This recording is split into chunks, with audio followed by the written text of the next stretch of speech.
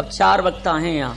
सूत जी नैमिषारण्य में ये कथा सुना रहे हैं शौनकादिक ऋषियों को, शुकताल पर सुखदेव जी यही कथा सुना रहे हैं परीक्षित को, और द्वारका में नारद जी वसुदेव जी को सुना रहे हैं, और जनकपुर में नवयोगेश्वर निमि राजा को सुना रहे हैं, और कलकत्ता में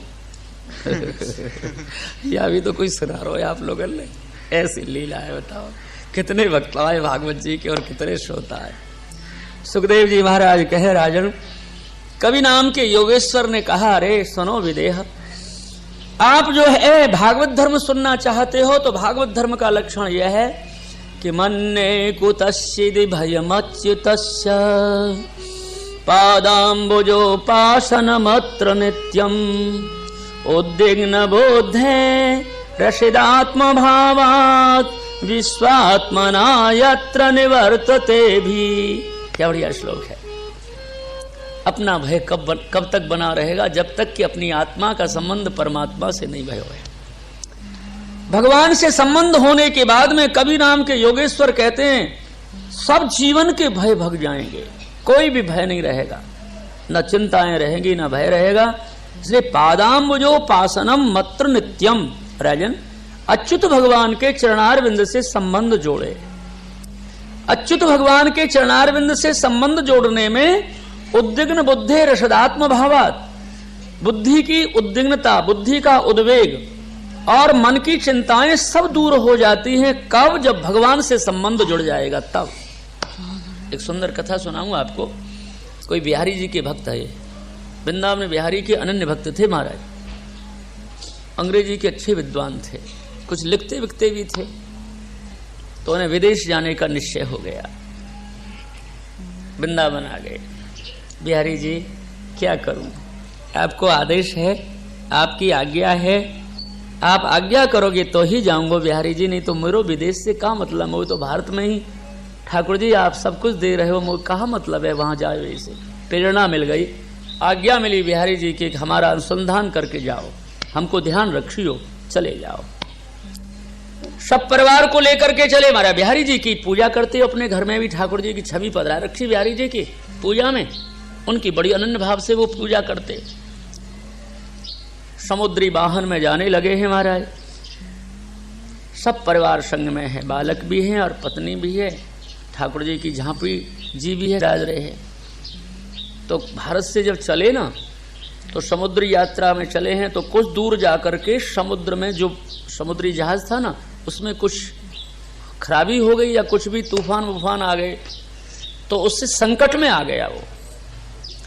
संकट आने पर सब यात्री रोने लगे कि बस अब हमारा जहाज डूबेगा और हमारी मृत्यु हो जाएगी। सब रोने लगे, पर वो बिहारी जी के जो भक्त थे ना, वो हंसने लगे, हंसने लगे। सब लोग देखते हैं तमाशा, अरे इसका तो सभी परिवार इसमें वाहन में समुद्र या जहाज में बैठा है और ये मरने से भय नहीं है इसको, सब परिवार डूब जाएगा समुद्र में और ये हंसता है, कैसा है। उसकी पत्नी को भी खराब लगा, अरे तुम्हारे सभी परिवार समुद्र में डूबने वाला है और आप हंसते हो, निर्लज्ज बने हो तुम। नहीं देवी, बिहारी जी के खेल के लिए हंस रहा हूं, मेरे बिहारी जी की कीड़ा देख करके हंस रहा हूं, खेल देख के हंस रहा हूं, लीला देख के हंस रहा हूं कि बिहारी जी करना क्या चाहते हैं। छोड़ो छोड़ो, आप निर्लज्ज हो, पत्नी ने कहा।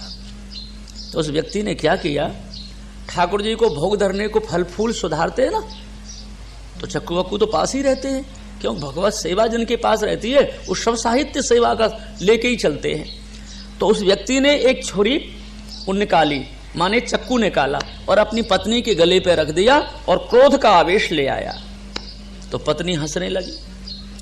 जब पत्नी हंसने लगी तो पति ने कहा, उसके पति ने, अरे कितनी निर्लज्जा है, तेरी मरने की तैयारी है, तुझे भय नहीं है, मैं तुझे मारूंगा और तू हंस रही है। अरे जाओ जाओ, मारेंगे, खाली डरा रहे हैं, कोई मारेंगे थोड़ी, मैं आपकी पत्नी हूं, मुझे मारेंगे आप, खाली भय दिला रहे हैं। अरे देवी सुन, जैसे तुमको ये विश्वास, कभी भी समुद्र में जहाज को नहीं डुबाएंगे याद रखना। यही बात कहते हैं कवि नाम के योगेश्वर, जिनने भगवान से संबंध जोड़ा है ना, उन्हें जीवन में कभी क्लेश नहीं होता है। संकट से जहाज निकल गया महाराज। सब यात्री उसकी भक्ति को देख करके बहुत प्रसन्न हो गए। हम लोगों को घबराहट होता है, इसका मतलब है सच्चा संबंध प्रभु से नहीं जुड़ा। अर्जुन को घबराहट नहीं हुआ था, महाभारत में कथा आती है। जिस समय भीष्म पितामह ने प्रतिज्ञा कर ली थी कि कल तो युद्ध में इस अर्जुन का वध ही करूंगा, क्यों दुर्योधन ने भड़का दिया था ना दादाजी को। कौन को? भीष्म पितामह को दुर्योधन ने भड़का दिया कि इतने दिन से युद्ध कर रहे हो, 10 दिन हो गए, पर अभी तक कोई भी पांडवों का योद्धा तुमसे नहीं मरा है। दादा भीष्म पितामह से दुर्योधन ने कहा, मैं देखता हूं आपको महाराज, युद्ध करते हो मेरे पक्ष से और विजय चाहते हो पांडवों के पक्ष की, ऐसा कुछ कह दिया।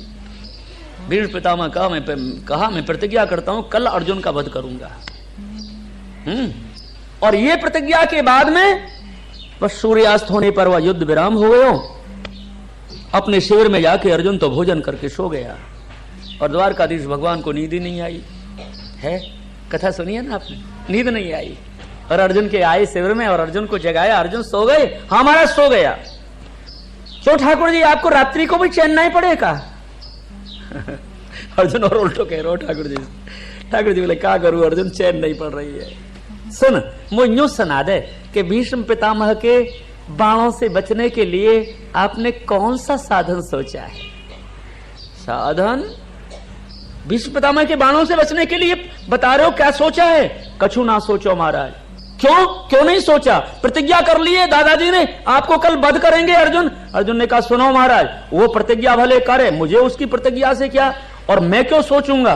सोच मेरे लिए तुम, सोचोगे आप, क्योंकि मेरा जो रथ है, मेरा जो ये शरीर है, वो तो मैंने तुमको समर्पण कर दिया।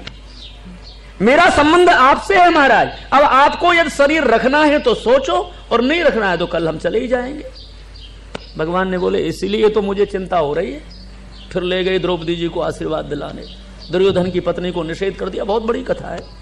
तो कहने का अर्थ यह है कि पादाम्बुजो पाशन मत्र नित्यम, अच्युत भगवान के चरणार बिंद से संबंध जोड़ लेना ही भागवत धर्म का पहला लक्षण है। सब भय दूर हो जाएंगे हमारा ठाकुर जी संबंध जोड़ देना, समझे आप? पूरे भय माने योगक्षेम भाम्यम जो है ना, अनन्य चिंतयन्तो माम योजना परिपार्षते तेषाम नित्याभियुक्तानाम योगक्षेम भाम्यम, जो 9वें अध्याय गीता जी का श्लोक है, उसका परहद भाष्य है। ये भगवान कहते, कवि नाम के योगेश्वर कहते, ठाकुर जी से संबंध जोड़ने में वैष्णव को चिंताएं करनी ही नहीं पड़ेंगी। चित्तोद्वेगम विधायापि हरि यत् यत् करिष्यति तथैव तस्य लीलेति मत्वा चिंताम द्रुतम चिरेता। फिर आगे का श्लोक कवि नाम के योगेश्वर ने बोला, यानास्थाय नरो राजन्न प्रमादेत कह रचित धावन्निमीलवा नेत्रे न स्खलेत न पते देहा। देखिए कितनी सुंदर बात है, कितनी सुंदर बात है। न स्खलेत न पतेत। अरे भैया ठाकुर जी से संबंध जोड़ने के बाद में आंख बंद करके भला दौड़ो। धावन निमीलवा नेत्रे मारे आंख बंद करके दौड़ने वाले भी न स्खलेत न पतेत, वो गिरते नहीं हैं। कौन? जिन्हें ठाकुर जी से संबंध जोड़ लियो है, वो आंख बंद करके दौड़ेंगे फिर भी न स्खलेत, रिपटेंगे नहीं, ना पतेत न गिरेंगे नहीं, उनको चोटें नहीं लगेगी, वो इधर उधर नहीं जाएंगे जिनने ठाकुर जी से संबंध जोड़ा है। एक माँ का, एक बालक का माँ से संबंध है। माँ उसे चलना सिखाती है, ऐसे चलो, और नेक भी गिरने की तैयारी करता है, झट माँ उठकर भग जाती है और साध लेती है। कौन को? बालक को। वही बात यहाँ है। यदि भक्त गिरने की तैयारी भी करता है कोई प्रकार से, झट ठाकुर जी आ जाते हैं और हाथ पकड़ लेते हैं और उसे साध लेते हैं। वैष्णवों को साध लेते हैं, भक्तों को साध लेते हैं। जैसे माँ साध लेती है उस प्रकार गिरते हुए बालक को माँ साधती है, संभालती है, और गिरते हुए भक्त को और महाराज भगवान संभालते हैं। अब आप कहेंगे महाराज जी मानव के नेत्र क्या हैं? अरे भैया मानव के नेत्र हैं स्मृतियों का ज्ञान और वह श्रुतियों का ज्ञान। अरे श्रुति और स्मृति दो नेत्र हैं, पर मानव को ना श्रुतियों का ज्ञान है ना स्मृतियों का ज्ञान है। केवल संबंध जरूर भगवान से जोड़ो है, कोई जरूरत नहीं, ज्यादा ज्ञान की जरूरत नहीं है, भक्ति की आवश्यकता है। ये भागवत धर्म और सुखदेव जी तो भक्ति की ही प्रचार प्रसार करते हैं। और महाराज भक्त जो है ये भागवत धर्म का लक्षण है। देखिए तीसरा लक्षण बताया, कायेन वाचा मनसेन्द्रियैर्वा बुद्ध्यात्मना वान् सुश्रुतः स्वभावात् करोत यद्य सकलं परस्मै नारायणायेति समर्पयेत्। काया से, मन से, वाणी से जो भी विचारो, जो भी करो, वो सब नारायण भगवान को ही समर्पण करो। नारायणायेति, नारायण ये सब आपका है। मेरे जीवन में सवेरे से शाम तक जो मेरे संकल्प बने, जो भी मुझसे सदासत कार्य हुए, हे नारायण मैं आपको समर्पण करता हूं, क्योंकि मैं आपका हूं। मेरा कर्म किसी दूसरे के लिए नहीं है, नारायण आपके लिए है। ये भागवत धर्म का लक्षण है। एक भक्तवाल में हमने कथा पढ़ी थी। एक दाम्पत्य भक्त थे, स्त्री पुरुष, ब्राह्मण शरीर था और लड्डू गोपाल जी उनके घर में विराजते थे। कोई अच्छे विरक्त संत पढ़े लिखे आए, उनने यही श्लोक उनसे बोला, देखो भैया, काया से, मन से, वाणी से जो कुछ भी करो उसे गोपाल जी को समर्पण कर दो। अच्छा महाराज, कर देंगे। हमारे जीवन को गोपाल जी ही हमारा लक्ष्य है, हम गोपाल जी को जरूर समर्पण कर देंगे महाराज। एक दिन को सेवा के ही माध्यम से, सेवा को लेकर के दोनों पति पत्नी में झगड़ा हो गया। पति ने पत्नी के गाल पर लपड़ लगा दिया। पत्नी दौड़ी दौड़ी गोपाल जी के मंदिर में गई और कहा, गोपाल जी अभी अभी जो मेरे गाल पे लपड़ दियो है ना पति ने, वो आपको समर्पण करती हूं महाराज। क्यों? संत कह गए थे जो कुछ भी बने वो सब ठाकुर जी को समर्पण करना। गाल का लपड़ उस माता ने ठाकुर जी को समर्पण किया तो गोपाल जी का गाल सूज गया। क्या हो गया? सूज गया। कोमल है ना, लपड़ ले लिया। कहां से? माता का लपड़ जो था गाल पर, उसको आपने ले लिया, गाल सूज गया। क्या नाभाजी बोलते हो। कथा सेवा में आए वो ब्राह्मण, ठाकुर जी की सेवा में आए, स्नान विस्नान करके ठाकुर जी के मंदिर में आके ठाकुर जी का देखा ठाकुर जी को तो गाल सूजो। पूछा, हे गोपाल जी आपको गाल कैसे सूज गयो है, काहे गयो है, आपके मुखारविंद में गाल सूज रहो है। तो गोपाल जी बोले, तै नहीं तो लपड़ मारे और तू ही पूछ रहे हो है। अरे मैं आपके लपड़ मारूंगा? अरे भैया तैने अपनी पत्नी को लपड़ मारे, वहां ने मोई समर्पण कर दियो, मैंने लपड़ अपने गाल पे ले लियो। आप रणछोड़ राय के दर्शन कर आए? डाकोर जी कर आई ना, कल कह रहे थे। वो भी ऐसी कथा है। बुढ़ाना भक्त के ठाकुर जी हैं रणछोड़ राय, और वहाँ नित्य एकादशी की काशी द्वारका जाते, वहां से लाए बुढ़ाना। क्योंकि जब बूढ़े हो गए ना वो भक्त, तब द्वारकेश भगवान बोले, अब तुम मत आया करो, अब तुम मोए गाड़ी लेके आना, सकट लेके, मैं तुम्हारे ही गांव चलूंगा और वहीं रहूंगा। बहुत बड़ी कथा है।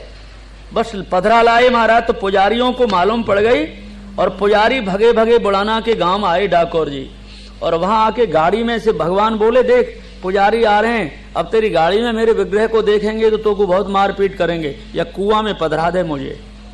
पास के कुआं में भगवान के विग्रह को पधरा दिया। जब गाड़ी में पुजारियों को भगवान का विग्रह नहीं मिला तो बुढ़ाना को चोटें मारी, और जितनी बुढ़ाना भक्त को चोटें मारी ना, वो भगवान द्वारकाधीश ने अपने ही अंग में ले ली। अभी भी वहां रणछोड़ राय जो विराजते हैं ना, इनके लगे हुए महाराज अंगों में चोट। हम तो निज मंदिर में भीतर कथा हुई थी वहां, तो निज मंदिर में भीतर हमको घुसा के दर्शन कराए। एक एक अंग में चोट लगी हुई है उनके में। जितने भी बुढ़ाना को मारा था पुजारियों ने, सब चोटें भगवान ने अपने अंग में ले ली। और फिर एक बड़ी बढ़िया कथा है वहां की। जब भगवान से बुढ़ाना ने, भक्त ने कहा कि महाराज इनको बहुत दुखी हैं, रो रहे हैं ये, आप जाओ ना इनके संग। तो भगवान ने कहा, देख भक्त, ऐसा पूछ इन पुजारियों को कि आपको भगवान का विग्रह चाहिए कि भगवान की बराबर तोल के सोना दे दूं? सोना चाहिए, सुवर्ण ले लो। तो बुढ़ाना ने कहा, भगवान मेरे यहाँ आपके विग्रह के बराबर सोना कहाँ है, सुवर्ण? मेरी तो पत्नी पर एक 2 रत्ती की बारी है बस, केवल। क्या थी? 2 रत्ती की बारी। परंतु भगवान ने कहा, कह तो सही इनसे। तो पुजारियों से पूछा भक्त ने कि क्या चाहिए आपको? विग्रह चाहिए भगवान स्वरूप के सोना? अरे हम क्या करेंगे तेरे विग्रह को, हमको तो बराबर तोल के सुवर्ण दे दे। सुवर्ण गोमती कुंड में अभी भी तराजू बनी हुई है, वह तराजू में और विग्रह ठाकुर जी के स्वरूप को धर दिया। और 2 रत्ती की गंगाबाई थी उसकी पत्नी का नाम, भक्त की पत्नी का नाम, उसकी बारी धरी। तो वहां बस उससे हल्के इतने हो गए कि बस वो 2 रत्ती में ही तुल गए भगवान। कितने में तुल गए? पुजारी सब रोने लगे, हमको क्या मालूम थी 2 रत्ती में। और गुजरातियों ने एक बड़ा कीर्तन भी बनाया है, वहां हम लोगों को सुनाते भी, कथा होती है जब, धन धन गंगा बाई नहीं बारी ता हल्का थया बन भारी, ऐसा गाते हैं महाराज। इतने हल्के हो गए श्री ठाकुर जी। फिर तो एक विग्रह दिया उनको, और वो जो मूल स्वरूप है वो यहाँ रणछोड़ राय बन करके विराजे ही है महाराज डाकोर जी में। यही बात सुखदेव जी महाराज यानी ये कवि नाम के योगेश्वर निमि से कहते हैं कि काया से, मन से, वाणी से, इंद्रियों से, बुद्धि से जो भी स्वभाव से करोति करे, उस सकल परमात्मा को ही निवेदन करे। इसका अर्थ होता है कि अब भगवान के लक्ष्य से ही सब करे, भगवान के सुख के लिए सब करे। भागवत धर्म की कथा करी, और भागवत धर्म की कथा माने भागवत धर्म का लक्षण बता करके निमि राजा ने दूसरा प्रश्न किया कि महाराज ये भागवत धर्म के जो लक्षण आपने बताए, इनको अपने जीवन में उतारने वाले भक्तों के क्या लक्षण है, कितने लक्षण हैं? पहला प्रश्न था भागवत धर्म का लक्षण, और दूसरा प्रश्न है निमि राजा का कि भागवतम ब्रूतः यद धर्मो यादृशो नृणाम। महाराज भागवत धर्म के अनुयायी जो वैष्णव हैं, भक्त हैं, उन भक्तों के स्वरूप बताओ कितने प्रकार के होते हैं। तो हरि नाम के योगेश्वर ने उत्तर दिया, अरे राजन 4 प्रकार के भक्तों का स्वरूप है। पहला तो वह है सर्वभूतेषु यह पश्येद भगवत आत्मना, और भूतान भगवती आत्मनेश भागवतोत्तम। भगवत भक्त श्रेष्ठ भक्त कौन सा है, उत्तम कौन सा है? जो विश्व को भगवान माने। क्या माने? भगवान यही विश्व है और विश्व यही भगवान है। भगवान इदम ही विश्वम भगवान, ये पाठ भी आता है हमारे भागवत में, इदम ही विश्वम भगवान, ये विश्व भगवान का रूप है। बताओ, अब कह तो दी नहीं और अर्थ भी कर देंगे और सुन लेंगे कथा, पर आंखों से देखना बहुत दुर्लभ है, बहुत कठिन है। कितनी तैयारी चाहिएगी तब इदम ही विश्वम भगवान, ये विश्व भगवान के रूप में दिखेगा। किनको दिखा था? ज्ञानदेव को दिखा ना, भगवान को भोग धरे थे और घी बीत गया, फुलका चुपरने का घी बीत गया, तो भगवान के सामने धर करके 3-4 फुलके थे ना, वो बिना घी के बिना चुपरे धरे थे। घी लेने गए आप घी भंडार में, भक्त, इतने में कुत्ता आ गया और ठाकुर जी के सामने से बिना चुपरी रोटी उठा करके 3-4 चल दिया। ऊपर की तो उठाएगा कोई, भीतर से नीचे थोड़ी उठाएगा। जब ऊपर की रोटी बिना चुपरी उठा के चल दिया, और वो ज्ञानदेव जी घी लेके आए, भक्त घी लेके आए, और कुत्ता जी चाह रहे थे मुख में, अरे सुनो नारायण, अरे निच्छ पर जान दो, सब अरोगी, अरे नारायण सर सर, बिना चुपरी है, आपको लगेगी मुख में और कछु बात ना है, खाओ तो जरूर, आपको ही तो अरोगा है मैंने, पर नारायण निच्छ पर जान दो, कुत्ते में नारायण। सुनिए कथा, बोलो नारायण भगवान की जय। नारायण प्रकट हो गए। अरे वाह रे भक्त, तने मुझे वहां भी पधरा दिया, क्यों नहीं पधराऊंगा? इदम ही विश्वम भगवान। आप तो नाम रूप विभेदे ना जगत कीर्ति यता, आप तो नाम रूप भेद से जगत में विश्व में लीला करते हो। ये केवल भेद नाम और रूप का ही तो है, कोई आत्मा आपका प्रतिबिंब है, आप बिंब हो, कोई आत्मा का भेद थोड़ी होता है। कितनी ऊंची बात है। दिखेगा अपने को? नहीं दिखेगा महाराज, कहां दिखेगा? नहीं दिखता है, इसी तो दुख पा रहे हैं अपने लोग। उत्तम भक्त वह है जिसको विश्व भगवान के रूप में देखता है। अब दूसरे नंबर का भक्त देखो, मध्यम। ईश्वरे तदधीनेषु बालसेषु दुसस्य चाह। देखो, जिसके पास 4 भाव है, ईश्वर में प्रेम है, भक्तों में मैत्री है, मूर्खों में कृपा है, और बैरी में उपेक्षा है। 4 जिसके पास भाव है वो मध्यम। प्रेम, मैत्री, कृपा, उपेक्षा, यह करोति स मध्यमा, वो मध्यम वैष्णव माना जाता है। भक्त वो उत्तम नहीं है, क्योंकि 4 भावों को लेकर के अपने जीवन का वहन कर रहा है, इसलिए मध्यम है। फिर तीसरे नंबर का आया तो अर्चायाम एव हरे पूजाम यह श्रद्धये हते तद भक्तेषु चांदेषु न भक्त प्राकृत। तीसरे नंबर का प्राकृतिक भक्त है, क्योंकि वो जो भगवान की पूजा कक्ष में ठाकुर बाड़ी में जो भगवान बैठे हैं ना, उनमें तो भगवान देखता है, और बाहर जो डोलने वाले हैं ना भूखे प्यासे, उनमें भगवान नहीं दिखता है। वो प्राकृत है, वो तीसरे नंबर का है। अरे कैसी लीला है दुजारी जी, भगवान बताया उनमें भगवान नहीं दिखते हैं, और मनुष्य ने जिन स्वरूप को बताया बनाया उसमें भगवान दिखते हैं। नहीं समझे? कहां? इन जीवों को कौन ने बनाया? इन मूर्तियों को कौन ने बनाया? क्यों? नर नारी जो विश्व के फिरने वाले चेतन जीव हैं, उनकी रचना कौन ने की? ठाकुर जी ने। और ठाकुर जी की छवि किसने बनाई? बताओ। ठाकुर जी ने जिन मूर्तियों को बनाया है उनमें भगवान नहीं दिखता है। अरे सब में भगवान को देखना है, उसको कहते हैं नहीं दिखता है तो बस उनको तीसरे नंबर का भक्त कहते हैं। सुखदेव जी महाराज कहते हैं, अरे भैया हरि नाम के योगेश्वर ने इतना सुंदर क्रम बता दिया। सच्चा भक्त तो वही है जो अपने जीवन में अपने इष्ट को, अपने भजन को नहीं बदले। शिव जी और अंबिका जी में आपको राधा कृष्ण के दर्शन हो जाएंगे, क्योंकि राधा कृष्ण के नारायण के उपासक को शिव जी दर्शन देते हैं और शिव जी के उपासक को भगवान दर्शन देते हैं। वो तो एक तत्व तो एक ही है, स्वरूप अलग अलग हो गए तो क्या हो गया? इसलिए महाराज यहां सुखदेव जी महाराज कहते हैं, हरिनाम के योगेश्वर ने कहा, निमि सुनो, सच्चे भक्त वही हैं कि कितना भी प्रलोभन आवे पर अपने इष्ट को न बदले। समझे? देखो लिखा है श्लोक, त्रिभुवन विभवहे तवेप्य कुंठ स्मृति रजितात्म सुरादभि ब्रह्मज्ञात चलति भगवत पदारविंदात लव निमिषार्धमपि यह स वैष्णवाग्रह। तीनों लोकों की संपत्ति देने कोई आवे और कहे, देखो हम तुमको 3 लोक का वैभव दे देंगे, आप भजन करने को छोड़ दो, तो उनसे कहियो तेरे वैभव है तू ही धर ले अपने पास, भजन करने को क्यों छोड़ेंगे? ये तो हमारी आत्मा संबंधी भजन है, और ये वैभव तो शरीर संबंधी है। शरीर रहेगा जब तक वैभव है, शरीर गयो तो वैभव है कि ना है हम हमें का मालूम पड़ेगी। क्यों जी?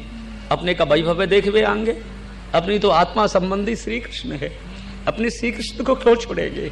उनके नाम को क्यों छोड़ेंगे? नहीं छोड़ेंगे उनके नाम को। वैभव शरीर संबंधी है और कृष्ण आत्मा संबंधी है। ऐसी बात बताइए। सुखदेव जी महाराज कहें, राजा नारद जी ने कहा, वसुदेव जी सुनो। राजा निमि ने तीसरा प्रश्न किया, परास विष्णोरीशस्य मायनामपि मोहनीम मायाम वेदुतुमिच्छामि भगवंतो ब्रवंतनः। हे योगेश्वरो, हमको माया का स्वरूप बता दो। माया बहुत पद्दलित बनाती है लोगों को, ये मायावियों को भी माया मोहित कर देती है, बेचारे साधारण लोगों को तो बहुत पामों में कुचलती है माया।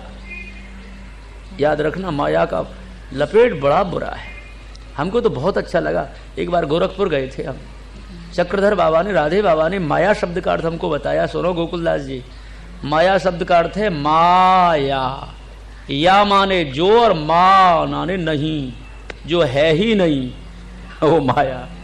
भक्तों पर जोर नहीं लगाती, भक्तों के लिए तो माया कुछ है ही नहीं, क्योंकि भक्तों के पास भक्ति है। क्या है भक्तों के पास? भक्ति। और मोह न नारे नार के रूपा।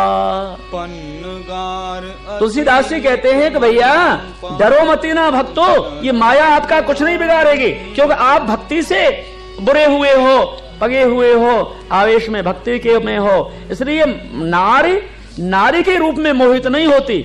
आप भक्त हो, भक्ति प्रधान आपका अंग है, इसलिए माया से मोहित होगा ही नहीं। हमारा माया का रूप पूछा, श्री अंतरिक्ष नाम के योगेश्वर ने कहा, अरे राजन सुनो, ये माया जो है ना वो 2 प्रकार की है, एक सृजन करने वाली और एक लय करने वाली। सृजन करने वाली माया का क्रम बताया, कैसे सृजन होती है, प्रकृति और पुरुष से, महत्तत्व महत्तत्व से, अहंकार अहंकार 3 प्रकार का, ये सब बात बताई। फिर लय कैसी होती है, वो माया से ही लय होता है। ये सब सृष्टि हमारा तत्व जो है। चौथा प्रश्न किया महाराज, माया के तरने के उपाय बताओ। क्या बताओ? माया से पार कैसे जाते हैं वो बता दो। माया के तरने के प्रबुद्ध नाम के योगेश्वर ने उपाय बताए। राजन, सबसे पहले तो माया के तरने का है उपाय नित्यार्थदेन वित्तेन दुर्लभेनात्ममृत्युना ग्रहापत्याप्त पशुभि का प्रीति साधितई चलई। माने हमेशा अपनी शुद्ध कमाई पर विश्वास करे। बिना परिश्रम की कमाई वो दुख देती है, क्लेश देती है, बुद्धि को विपरीत बनाती है। एक बात कही, फिर साधक को, वैष्णव को, भक्त को, मनुष्य को गुरु का निर्माण जरूर करना चाहिए। माया के तरने के उपाय गुरुजन बताते हैं, गुरु बताते हैं। तस्मात् गुरुम प्रपद्येता जिज्ञासु श्रेयमुत्तमम शब्दे परेच निष्णातम ब्रह्मणि उपशमाश्रयम। गुरु से दीक्षा ले, गुरु से धर्म सीखे और गुरु से इष्टदेव निश्चित करे। फिर गुरु आपको, गुरु तत्व आपको माया से तरने का उपाय बता देंगे। महाराज जी कैसा गुरु करे? तो प्रबुद्ध नाम के योगेश्वर कहते हैं, गुरु कीजे जान और पानी पीजे छान, है ना। पानी छान के पीना चाहिए, गुरु जान के करना चाहिए। तो ऐसे लक्षण वाले गुरु करे। प्रबुद्ध नाम के योगेश्वर ने कहा, जो ब्रह्म में आश्रय करने वाला हो, शब्द परेच, शब्दे परेच निष्णातम ब्रह्मणि उपशमाश्रयम, ये गुरु का लक्षण है। परमात्मा में निष्ठा जिनकी हो और शब्द को ज्ञान जिनको हो, ऐसे भागवत धर्म को उपदेश करने वाले गुरु तत्व को स्वीकार करे, है ना। गुरु गोविंद दोनों खड़े, काके लागू पाए, बलिहारी गुरुदेव की, जो गोविंद दिए मना मिलाए। माने गुरु तत्व जो है ना, गुरु तत्व ये गोविंद भगवान को प्राप्ति कराने वाला है, इसलिए है तो बड़ा तत्व। क्यों? और फिर बात यह है, गुरु रूप में भगवान ही है। आचार्यम माम बेजानीयात नाव मन्नेत कहरचित, ऐसा उद्धव जी के लिए आगे ही बोलेंगे, एकादश स्कंद में ही पाठ है। मारे क्या सीखें गुरु जी से? अरे भैया गुरु जी से सीखो, सर्वतो मनसो संगम आदौ संगम च सादशो दया मैत्रीम प्रश्रयंच भूते श्रद्धा यथोचितम। बताया, गुरु से सीखो अनासक्त जीवन, गुरु से सीखो दया करना, सौ में मैत्री करना, उत्तमों में नम्रता करना। ये गुरु से शिक्षित माने सीखे। फिर पवित्रता सीखे, स्वधर्म का आचरण करना सीखे, क्षमा सीखे, मौन सीखे, स्वाध्याय सीखे, सरलता, सदाचार, अहिंसा, द्वंद्व समत्व, सर्वत्र ईश्वर को ईक्षम देखना, फिर अभिमान रहित होना, शुद्ध मिति भोजन, संतोष, ये सब लक्षण में ये गुरु सिखाएगा। क्योंकि वो भी ऐसे ही जीवन वहन करते हैं ना, या सो वो गुरु सब सिखाएंगे। इन लक्षणों से माया से मनुष्य तर जाएंगे। महाराज राजा ने 5वां प्रश्न किया, महाराज मुझे नारायण स्वरूप की स्थिति बताओ। अरे भैया, जलसाई जो होते हैं, सही सैया पर जल में सोते हैं, वो नारायण होते हैं। तो महाराज जी और भी तो भगवान स्वरूप लेते हैं। हाँ भैया, और भी स्वरूप लेते हैं। तो अवतार कथा कर दी और छोटे छोटे अवतार कथा बता के नर नारायण भगवान की कथा का कुछ विस्तार कर दिया, जो कि धर्म की मूर्ति नाम की पत्नी से नर नारायण भगवान की, नर नारायण भगवान जन्म लेके आए और बद्रिकाश्रम में जिनने तप किया नर नारायण भगवान ने, और इंद्र ने देखा कि नर नारायण भगवान का तप सिद्ध हो गया तो हमारे सिंहासन चलो जाएगा। क्योंकि नर नारायण आकर के स्वर्ग में बैठ जाएंगे। जब कोई ज्यादा तपस्या करे ना, तो इंद्र जी को ऐसो खलबलाहट हो है कि कहीं ये तपस्या या कि हमारे स्वर्ग के सिंहासन के लिए तो नहीं है। तो नरनारायण भगवान के पास में इंद्र ने भेजा महाराज वसंत ऋतु और कामदेव आदि आदि को। बस जो ये सब देवता आए, कामदेव आदि, वसंत ऋतु, अप्सराएं आदि, और नरनारायण भगवान की बस करी महाराज परीक्षा। पर प्रभु नरनारायण तो अपने तपस्या में निष्ठावान थे, उनने उनकी ओर देखा भी नहीं। फिर क्षमा मांगी। कामदेव जी को कहा, भैया तुम्हारा क्या दोष है, तुम तो अपने स्वामी इंद्र के कहने से हमारे पास आए हो, लो हमारी तरफ से भेंट दीजो इंद्र को। तो उर्वशी अप्सरा जो है ना, ये नरनारायण भगवान ने तपोबल से सृजन करके और भेंट के रूप में इंद्र को भेजी है। ये कथा हो गई। राजा सुन करके निमि ने फिर प्रश्न किया, महाराज आपने तो मुझे बहुत सुंदर कथा सुनाई, अवतार कथा अब ये सुनाओ कि भगवान को जो भजन नहीं करते हैं उन मनुष्यों की क्या गति होती है। चमस नाम के योगेश्वर ने कहा, भगवान की कथाओं से दूर रहने वाले और भगवान के चिंतन न करने वाले तो राजसी तामसी लोग होते हैं, और वे राजसी तामसी न भजंती, भगवान का भजन नहीं करते हैं, कथा नहीं सुनते हैं ना, उनकी घोर गति होती है, माने नरकों में ही डोलते रहते हैं वो लोग। वो कैसे होते हैं? रजसा घोर संकल्पा काम का अहिमन्यव दाम्भिका मानना पापा भेषंती अच्युत प्रियान। जो ठाकुर जी की कथा नहीं सुनते, ठाकुर जी से संबंध नहीं जोड़ते हैं, वो रजोगुणो तमोगुणी जो जीव हैं वो बहुत बड़े क्रोधी होते हैं, वासनाओं से घिरे रहते हैं, दम्भी होते हैं, पापी होते हैं, भक्तों को देख करके हंसते हैं और एक दूसरे से अनेक प्रकार के बैर भाव भी करते हैं, और वे घोर नरकों में जाकर के उनका सब रहता है हमारा डोलना। और क्या कोई भगवान की थोड़ी पास आ जाएंगे? निमि राजा ने प्रश्न किया, महाराज कस्मिन कालेश भगवान किम वर्णः कीदृशी ने भी 9वां प्रश्न है ये। महाराज कौन से काल में भगवान का 4 काल होते हैं, सतयुग, त्रेता, द्वापर और कलयुग। इन चारों कालों में महाराज भगवान का क्या रंग होता है, क्या नाम होता है, कौन मंत्र से, कौन सी प्रजा, किस प्रकार से उपासना करें हैं, वो मुझे कथा सुना दो। करभाजन नाम के योगेश्वर ने कहा, निमित सुनो, कृतम त्रेत्वा द्वापरंच कलिरित्तेषु केशवः नाना वर्णा विधाकारो नानैव विधिनिज्यते।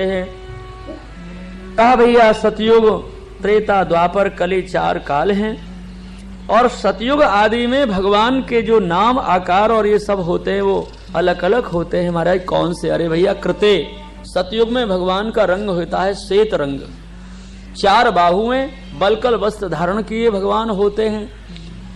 सतयुग की प्रजा शांत, निर्वैर, तपस्या करने वाली, श्रम और दम जिनके पास है। सतयुग में केवल अन्य अलापों को छोड़ करके भगवान के यजन में ही इस प्रजा लगी रहती है। महाराज 4 नाम सतयुग के भगवान के, हंस, सुपर्ण, वैकुंठ, योगेश्वर। त्रेता में रक्त नारायण, रक्त स्वरूप होता है भगवान का लाल रंग, 4 बाहु होती हैं, यज्ञ मूर्ति होती है भगवान। वहां त्रेता के लोग यज्ञों के द्वारा भगवान का यजन करते हैं। 4 नाम होते हैं त्रेता में, विष्णु, यज्ञ, उरक्रम और जयंत। द्वापर में भगवान का रंग पीत होता है राजन, पीत वस्त्र होते हैं, शंख चक्र गदा पद्मधारी 4 भुजा होती हैं। वासुदेव, प्रद्युम्न, संकर्षण, अनिरुद्ध उनका नाम होता है, और ये व्यूहात्मक भगवान हैं। इनको वासुदेवाय, संकर्षणाय, प्रद्युम्नाय, अनिरुद्धाय ऐसे नमस्कार करते हैं, और फिर नाना प्रकार की द्वापर की प्रजा प्रभु की स्तुति करते हैं। द्वापर के अंत में और कली के प्रारंभ में भगवान का रंग होता है, बोलो कृष्ण चंद्र भगवान की। हमारे ठाकुर जी कैसे है? गिरिराज जी कैसे है? कृष्ण। श्रीनाथ जी कैसे है? कृष्ण। और बिहारी जी कैसे है? कृष्ण। ये हमारे कृष्ण हैं, आप लोगों के और हमारे सबके कृष्ण हैं।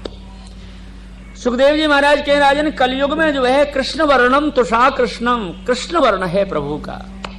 सतयुग में श्वेत वर्ण, त्रेता में रक्त वर्ण लाल, और द्वापर में पीत, और इस समय कृष्ण काले हैं हमारे ठाकुर जी। पर तुषा माने कांति बहुत है, हो भले काले हैं पर कांति इतनी है महाराज कि कोई भी ध्यान करता है तो सबरी बुद्धि की और मन की कालिमा चली जाती है, कारापन चला जाता है, गोरे हो जाते हैं मन और हृदय बुद्धि सब, श्री कृष्ण का ध्यान करने से, चिंतन करने से। क्योंकि कांति बहुत है महाराज, उज्ज्वल बहुत है। सांगोपासाद पार्षदम सांगोपांगास्त्र पार्षदम यज्ञ संकीर्तन प्रायंती। देखो कलयुग के जी भक्त जो हैं वो भगवान को नाम यज्ञ करते हैं। कौन सा यज्ञ करते हैं? घी की आहुतियों के बहुत कम यज्ञ होते हैं, और नाम संकीर्तन यज्ञ, ये नाम संकीर्तन ही तो है भागवत अनुष्ठान।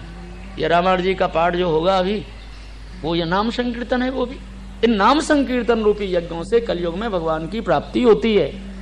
और महामंत्र का जप करते हैं सब लोग। कौन सा है महामंत्र? हरे कृष्ण कृष्ण कृष्ण हरे हरे, हरे राम राम राम हरे। ये महामंत्र है। 2 श्लोक बोले महाराज यही के अनुसार। ध्येयं सदा परिभवग्न मभीष्टिदोहम तीर्थास्पदम शिव विरंचनुतम शरण्यम वृत्यार्थिहं प्रणति पाले भवाब्धिपोतम वंदे महापुरुष ते चरणारविंदम। ये हम लोगों का मंत्र है। हरे राम राम राम हरे।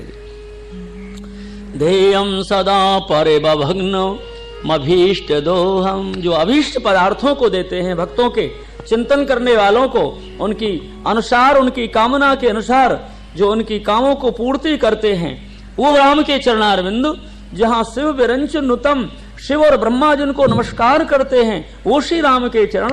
वृत्यार्थ हम अपने भक्तों की आरती को दूर करते हैं। प्रणत पाल भवाब्धिपोतम। उन श्री कृष्ण के चरणारविंदों को जो भक्त प्रणाम करते हैं, और संसार सागर के जो चरणारविंद कृष्ण के पोत माने जहाज हैं, उन श्री कृष्ण चरणारविंदों को हम प्रणाम करते हैं। पहले श्लोक में कृष्ण की वंदना और दूसरे श्लोक में राम जी की। त्यक्त्वा सुदस्त्यज सुरेप्सित राज लक्ष्मीम धर्मिष्ठ आर्य वचसाह यदगादरण्यम मायामय मृगम दयत येप्सित मनवधावत वंदे महापुरुषते चरणारविंदम। त्यक्त्वा सुदस्त्यज सुजेश। अनेक देवता जिस अयोध्या के वैभव को चाहते हैं, केवल पिता के कहने से सब वैभव को छोड़ दिए, वन में पधारे, वही राम के चरणारविंद को हम बार बार नमस्कार करते। ऐसे महाराज सतयुग की जो प्रजा है ना, वो कलयुग में मनुष्य जीवन चाहती है। क्योंकि सतयुग में हजारों वर्षों तपस्या करवे से ठाकुर जी मिले, और कलयुग में हजारों वर्ष की तो आयु ना है, तपस्या कहां से होगी। नेक ठाकुर जी को नाम चिंतन कियो, और कृष्ण बलदेव जी भगवान की जय। यत्र गायन्ति मदभक्ता तत्र तिष्ठामि नारद।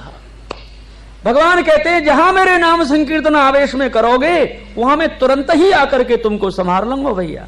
इसलिए सतयुग में सब लोग कहते हैं, सतयुग की प्रजा, अरे ठाकुर जी, नारायण जी, आप तो यदि हमारे लिए कृपा करो तो हमको तो सतयुग में मत जीवन दान दो महाराज, हमको तो मनुष्य बनाओ तो कलयुग में।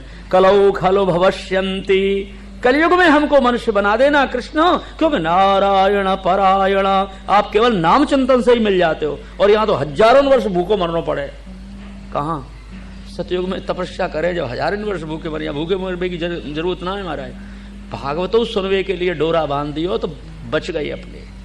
काय थे काम धंधे थे, 7 घंटा बैठेंगे, 6 घंटा आनंद थे महाराज, सबसे बचे। और फिर दूसरे खुला करके नहीं, कथा निर्जला रह के सुन रहे हुए, सवेरे पाके यहाँ में, फिर दोपहर को विराम में बढ़िया बढ़िया फलाहार बने, सीरा बादाम को कम थी है का, और जाने क्या क्या पदार्थ हमारा पूछे ही बती। ठाकुर जी को रोगा कि बहुत खवाते हैं ये डालमिया जी, हमको बहुत खवाते हैं।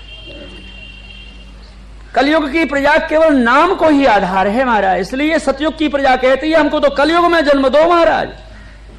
क्यों कलयुग में ये पवंत जलमता शाम, कैसी सुंदर सुंदर भारत की नदियां हैं, और कैसे सुंदर ज्ञान गंगा बह रही है महाराज। उस ज्ञान गंगा को, भागवत जी की कथा को श्रवण करके और सर्वात्म भाव से मुकुंद तुम्हारा बन करके हम तुम्हारी प्राप्ति कर लेंगे।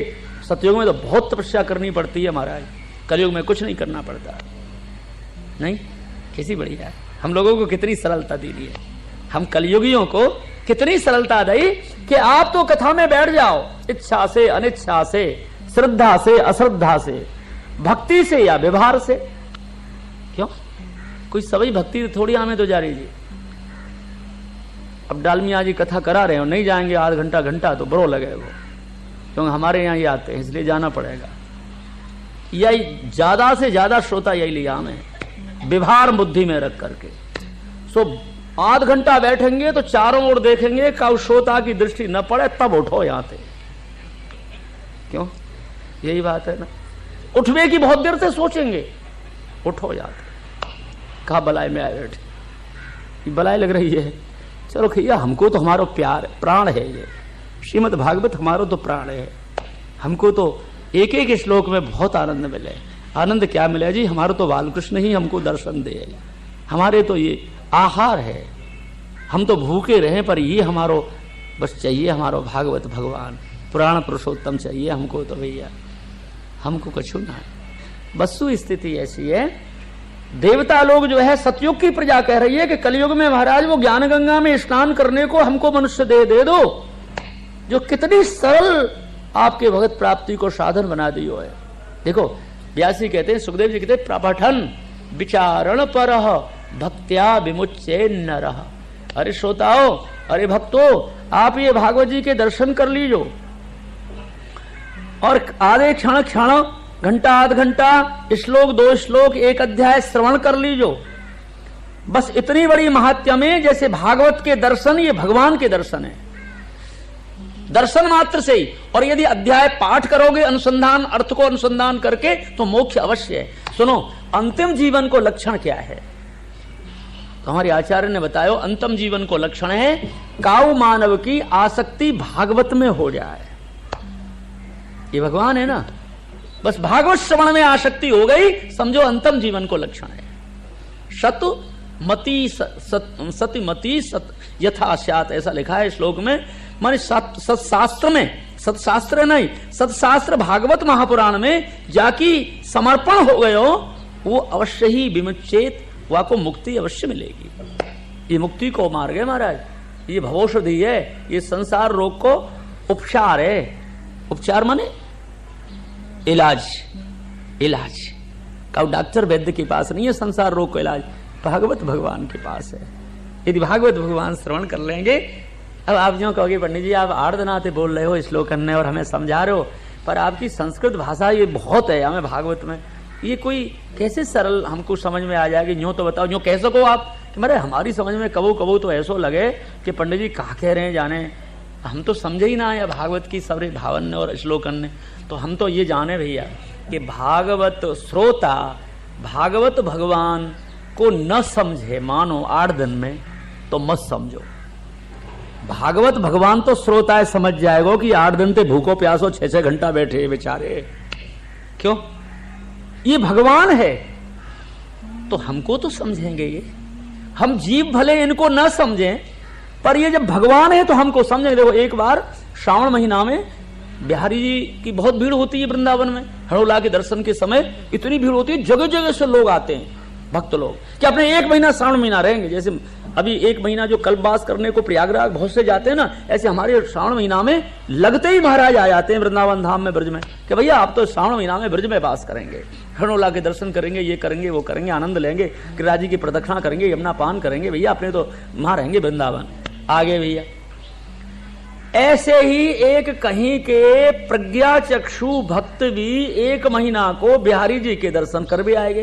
प्रज्ञा चक्षु मानी सूरदास, जाके ज्योति नाई आंखन में, और नियम बना लियो कि सवेरे बिहारी जी के मंदिर में जानो, दर्शन करनो, फिर कुटिया पे आनो। अब लियो सूरदास जी ने नियम बना लियो कि बिहारी जी के दर्शन करूंगा फिर कुटिया पे आऊंगा। अब बेचारो का दर्शन करेगा गिरधर भैया? इतने ढक्का आवे इतकू चलो जाए, इतने ढक्का आवे इतकू चलो जाए, इतनी भीड़ हो वहां, अब ढक्का खा रहे आ जाए बेचार। 10 दिन भये 15 दिन भये, एक बुद्धिजीवी बोले बाबा तुम्हारी या रहनी पे मुझे बड़ो दर्द है रो, बड़ो दुख है रो। क्यों भैया मेरी रहनी पे तो काय को दुख है? अरे महाराज 15 दिन तो ढक्का खाम तो तुम्हें देख रहा हूं जगमोहन में, इतनी भीड़ रह रही हो, ढक्का में तुम इधर से उधर डोल रहे हो, तुमको तो बिहारी जी दिख थोड़ी रहे हैं, काय को ढक्का खा रहे हो आप? अपनी कुटिया पे जाके भजन करो, तुम्हारी ज्योति नहीं तो बिहारी जी दिखेंगे कैसे? तो बाबा जी कहता है अरे भैया तू भी पागल है, अरे मेरे ज्योति नहीं पर या बिहारी जी की तो ज्योति है, मेरी आंख ऐसी है अंधी तो इसकी तो सूझता है। जब मैं धक्का खा रहा हूं तो मुझे ये नहीं दिखता है, पर इसे तो मैं दिखता हूंगा कि 15 दिन से बाबा जी धक्का खा रहे है ना? क्यों? मतलब ये सीधा सी बात है। ये संस्कृत के पाठ हैं, ये वांगमयी मूर्ति भगवान की बहुत कठिन है, नहीं समझ में आती है, मत आओ। अपने तो 8 दिन कथा सुनने के श्रोता बन करके बैठेंगे, हमारी समझ में भागवत ना आएगी तो भागवत भगवान की समझ में हम तो आ जाएंगे, जैसे बिहारी जी की समझ में वो सूरदास बाबा आ गए।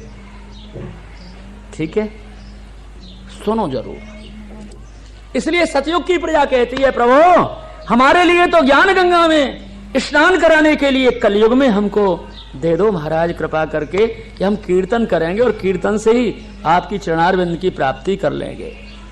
निमि राजा ने, 9 योगेश्वरों ने निमि राजा को सुनाई ये कथाएं, बड़े प्रसन्न हो गए। नारद जी ने निमि और नव योगेश्वर को प्रसंग वसुदेव जी को सुनाई। वसुदेव जी बोले महाराज मुझे तो आनंद मिल गया, प्रभु की शरणागति और प्रभु के नाम का आश्रय, यही हमारे जीवन को अवलंब है। बस महाराज